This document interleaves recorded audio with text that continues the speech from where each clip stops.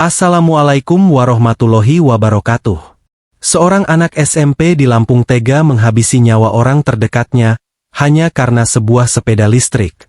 Peristiwa ini mengejutkan banyak orang karena terjadi di balik kehidupan sederhana yang terlihat biasa saja.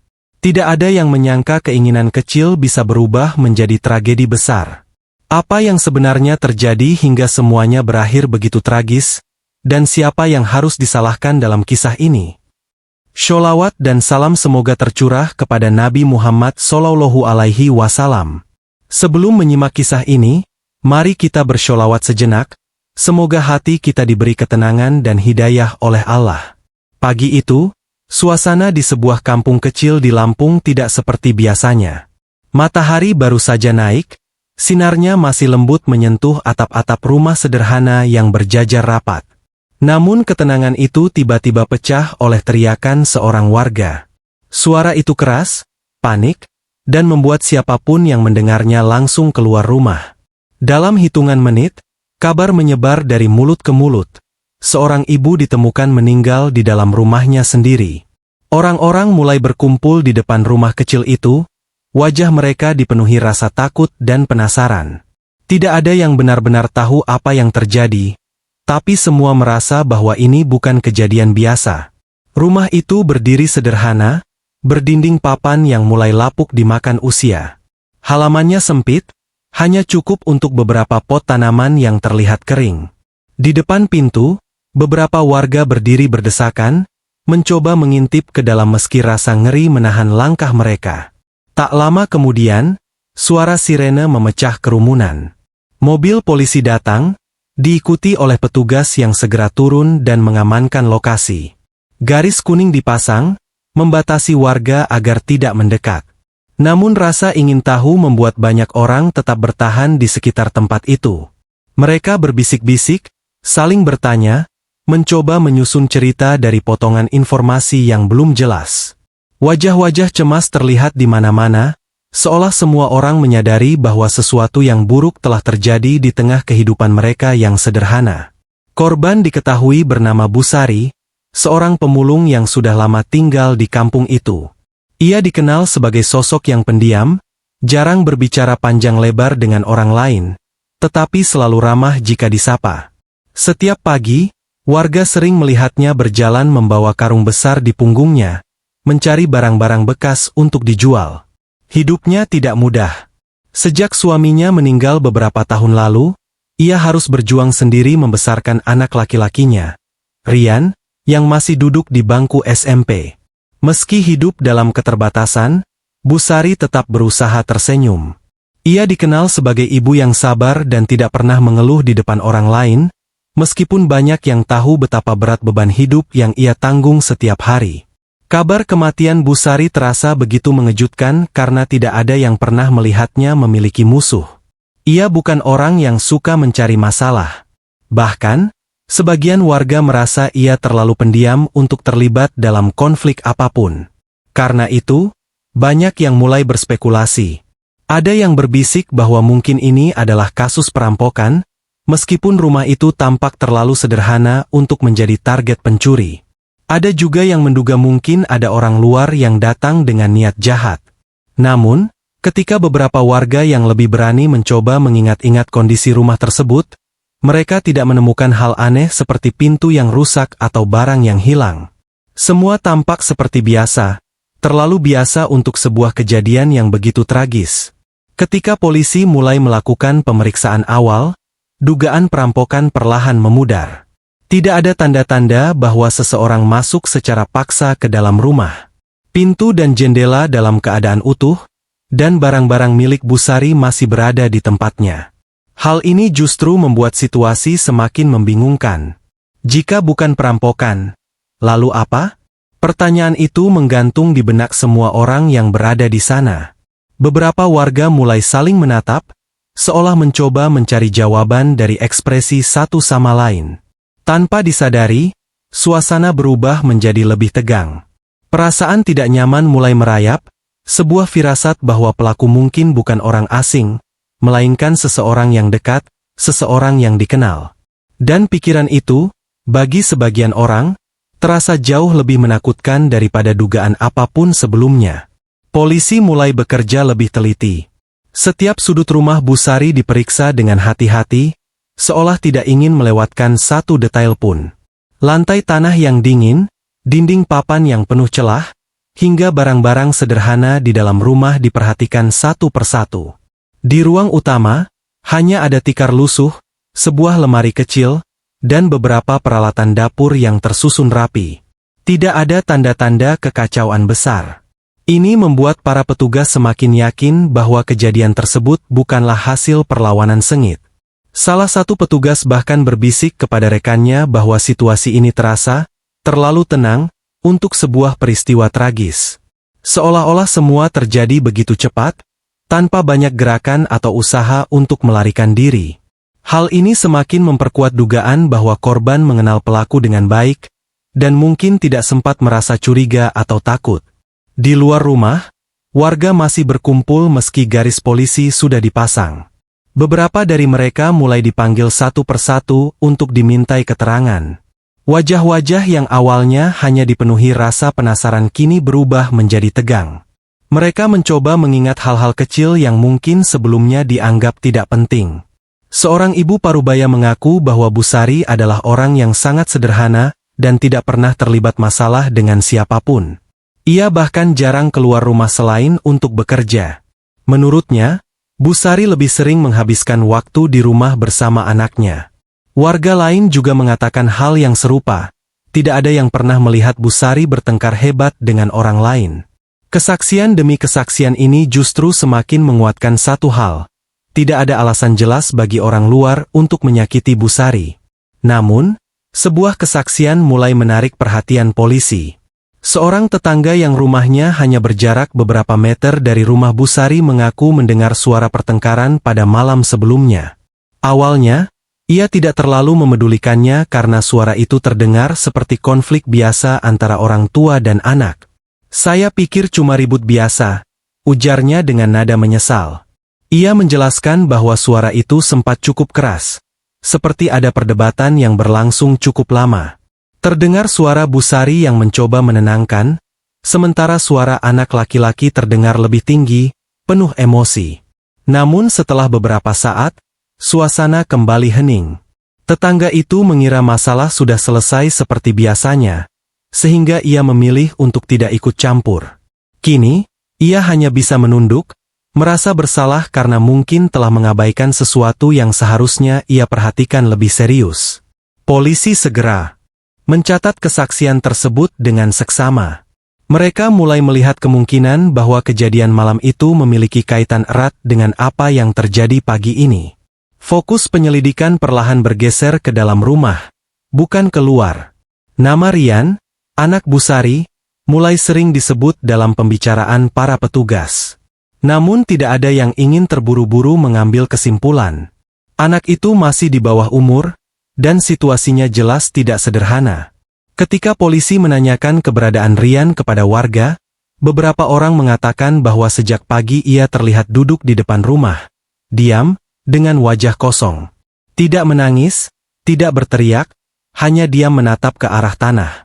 Sikapnya itu membuat banyak warga merasa aneh, tetapi mereka menganggap mungkin itu adalah reaksi shock karena kehilangan ibunya.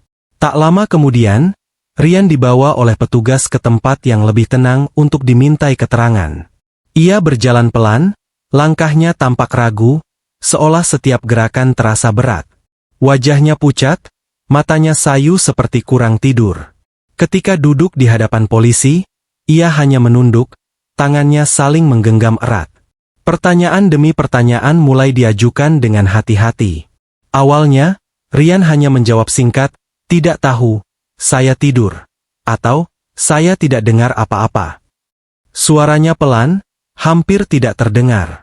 Namun ada sesuatu yang terasa tidak wajar. Cara ia menghindari kontak mata, jeda panjang sebelum menjawab, dan napasnya yang tidak teratur membuat para petugas saling berpandangan. Di balik sikap diamnya, seolah ada sesuatu yang disembunyikan. Dan semakin lama, rasa curiga itu semakin sulit diabaikan. Pemeriksaan terhadap Rian tidak berhenti sampai di situ. Polisi mulai mengganti pendekatan mereka, dari yang semula formal menjadi lebih lembut dan perlahan. Seorang petugas mencoba berbicara dengan nada yang lebih tenang, menanyakan hal-hal sederhana tentang kehidupan sehari-harinya. Mereka tidak langsung menekan, melainkan mencoba membangun rasa aman agar Rian mau membuka diri. Namun, meskipun suasana dibuat senyaman mungkin, sikap Rian tetap sama. Ia lebih sering diam daripada berbicara. Sesekali ia mengangguk atau menggeleng, tetapi jarang sekali memberikan jawaban panjang. Setiap kali pertanyaan mulai mengarah ke kejadian malam itu, tubuhnya terlihat tegang. Jemarinya saling meremas, dan napasnya menjadi lebih cepat. Hal-hal kecil seperti itu tidak luput dari perhatian para petugas. Mereka tahu, dalam diamnya anak itu, ada sesuatu yang sedang ia tahan dengan kuat. Waktu terus berjalan, dan tekanan perlahan meningkat. Polisi mulai mengulang beberapa pertanyaan yang sama, dengan cara yang sedikit berbeda. Mereka berharap ada jawaban yang berubah, atau celah kecil yang bisa membuka kebenaran. Rian mulai terlihat semakin gelisah. Ia beberapa kali mengusap wajahnya, seolah mencoba menghapus sesuatu yang tidak terlihat. Ketika ditanya tentang pertengkaran yang didengar tetangga, ia sempat terdiam cukup lama. Bibirnya bergetar, namun tidak ada kata yang keluar. Ruangan menjadi sunyi, hanya terdengar suara kipas angin yang berputar pelan di langit-langit. Salah satu petugas kemudian berkata dengan lembut, "Rian, kami di sini untuk membantu. Kamu tidak sendirian." Kalimat itu sederhana, tetapi entah mengapa terasa berbeda. Rian menunduk lebih dalam, dan untuk pertama kalinya, air matanya mulai jatuh. Tangisan itu awalnya pelan, hampir tidak terdengar. Namun lama-kelamaan menjadi semakin jelas.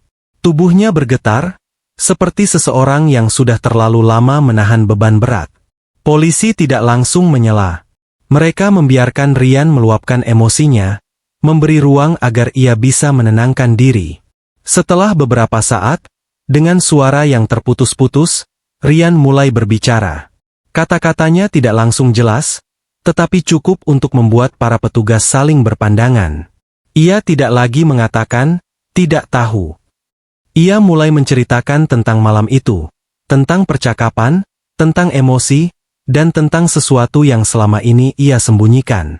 Setiap kalimat yang keluar terasa berat, seolah ia sendiri kesulitan menerima apa yang sedang ia akui. Ketika akhirnya pengakuan itu keluar dengan lebih jelas, suasana di ruangan berubah seketika. Rian mengaku bahwa ia adalah orang terakhir yang bersama ibunya malam itu, dan lebih dari itu, ia adalah pelaku dari kejadian tragis tersebut. Kata-kata itu seperti menghentikan waktu. Tidak ada yang langsung berbicara. Para petugas yang sudah berpengalaman sekalipun tampak terdiam, mencoba mencerna kenyataan di hadapan mereka. Seorang anak, yang seharusnya dilindungi dan dibimbing, justru mengakui telah mengakhiri hidup orang yang paling dekat dengannya. Tidak ada tanda kebohongan yang terlihat saat itu. Hanya ada rasa takut, penyesalan, dan kelelahan yang terpancar dari wajah Rian. Pengakuan itu bukan hanya mengejutkan, tetapi juga menyisakan pertanyaan yang jauh lebih besar. Bagaimana semua ini bisa terjadi? Perlahan, Rian mulai menjelaskan latar belakang dari perbuatannya. Ia bercerita tentang keinginannya memiliki sepeda listrik, sesuatu yang menurutnya sederhana, tetapi terasa sangat penting di lingkungannya. Banyak teman di sekolahnya sudah memilikinya. Mereka datang dengan sepeda listrik yang terlihat modern dan menarik perhatian. Rian merasa tertinggal. Ia sering diejek secara halus, atau setidaknya merasa dipandang berbeda. Keinginan itu kemudian berubah menjadi tuntutan yang terus ia ulang kepada ibunya. Setiap hari, setiap pulang sekolah, ia menanyakan hal yang sama. Namun jawaban ibunya tidak pernah berubah, lembut, tetapi penuh keterbatasan. Ibu belum mampu, begitu yang selalu dikatakan. Bagi Bu Sari, itu adalah kenyataan hidup. Namun bagi Rian, penolakan yang terus berulang itu perlahan berubah menjadi rasa kecewa yang dalam, lalu menjadi kemarahan yang ia sendiri tidak sepenuhnya mengerti. Dan dari situlah, benih tragedi itu mulai tumbuh tanpa disadari. Rian menunduk dalam-dalam saat melanjutkan ceritanya. Suaranya semakin pelan, seolah setiap kata yang keluar terasa menyakitkan.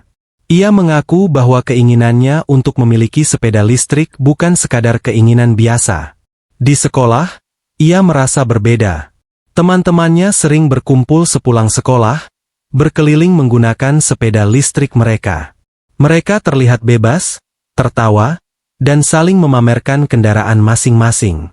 Rian hanya bisa melihat dari kejauhan, berjalan kaki dengan tas yang terasa semakin berat di pundaknya. Ia mulai merasa malu, bukan hanya kepada teman-temannya, tetapi juga kepada dirinya sendiri.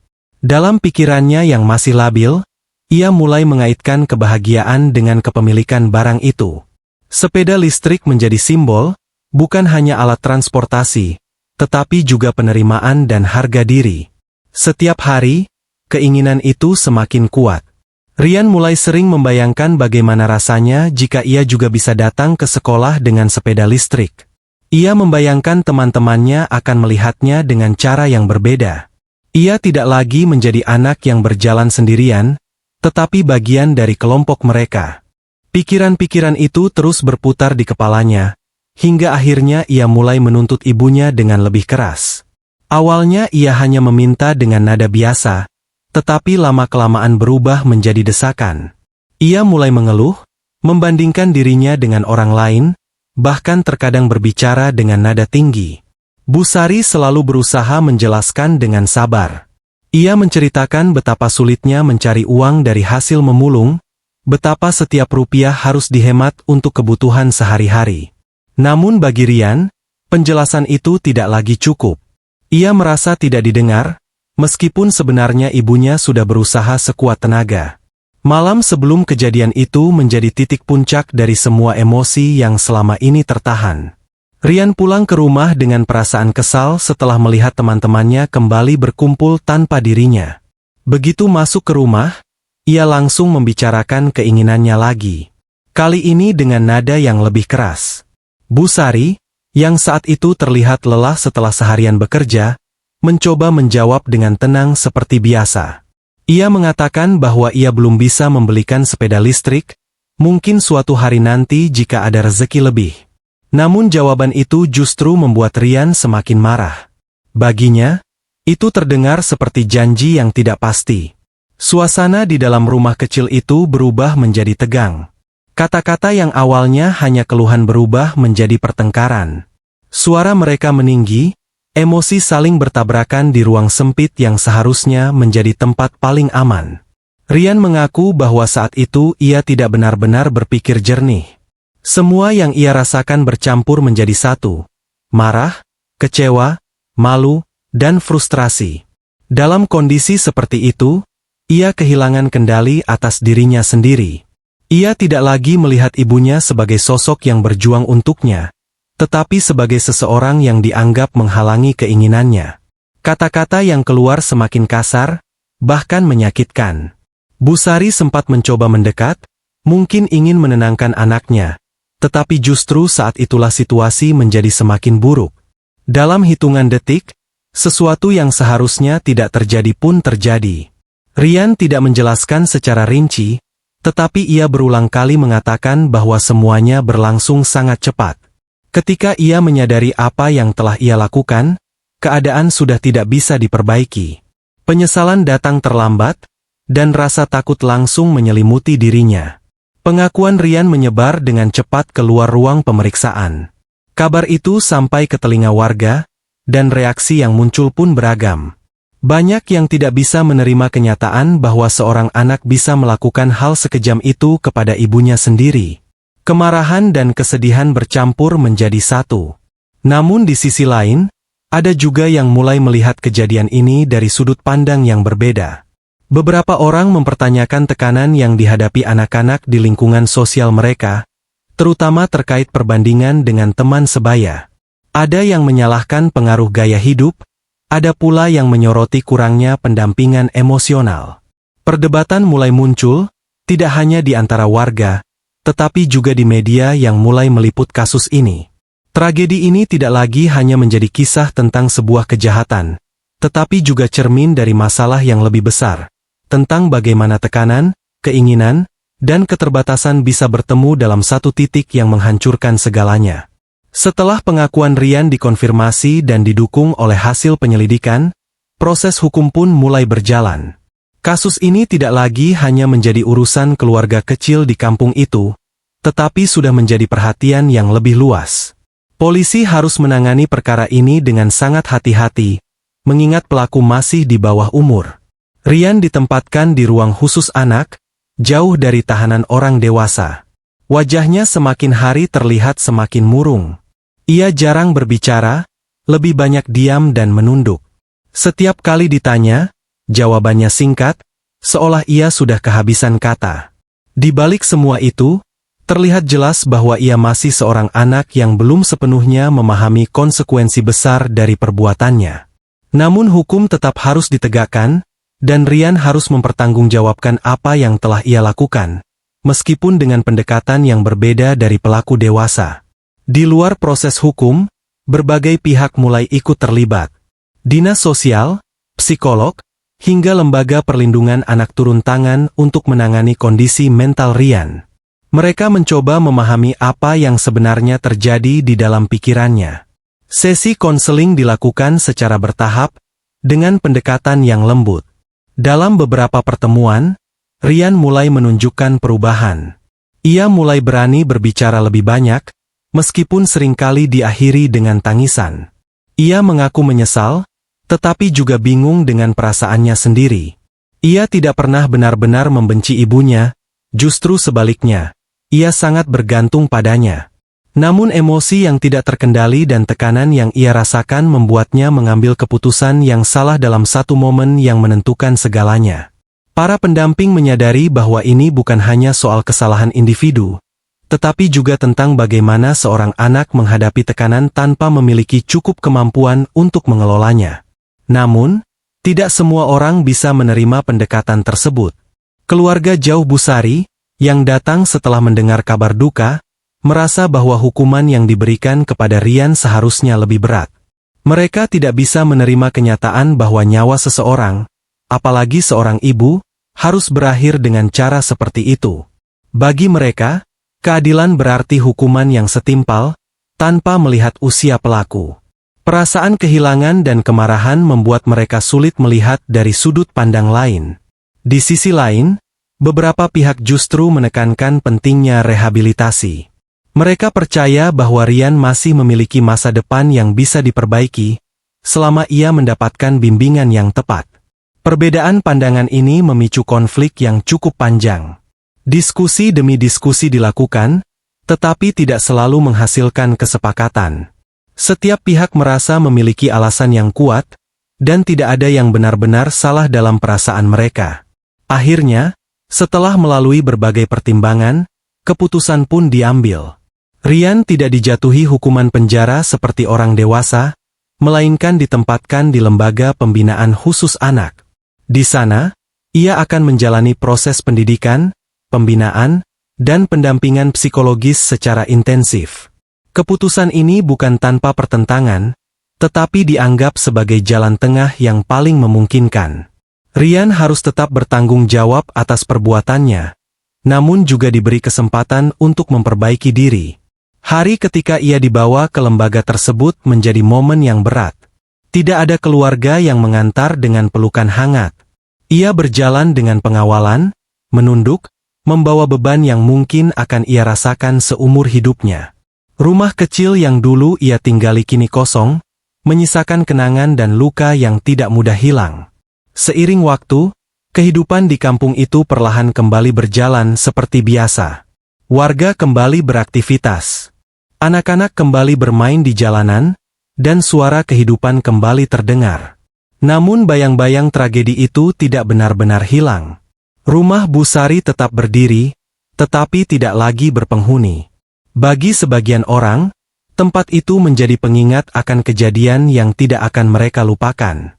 Kisah ini meninggalkan pelajaran yang dalam, tentang betapa pentingnya komunikasi, pemahaman, dan perhatian terhadap kondisi emosional, terutama pada anak-anak.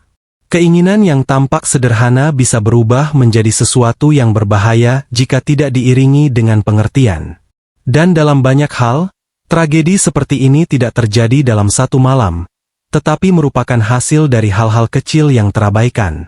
Pada akhirnya, tidak ada yang benar-benar menang dalam cerita ini. Yang tersisa hanyalah penyesalan, kehilangan, dan harapan bahwa kejadian serupa tidak akan terulang di tempat lain. Semoga kisah ini menjadi pengingat bagi kita semua. Mari kita tutup dengan memperbanyak sholawat kepada Nabi Muhammad. Semoga Allah mengampuni dosa-dosa kita dan menerima taubat kita. Wassalamualaikum warahmatullahi wabarakatuh.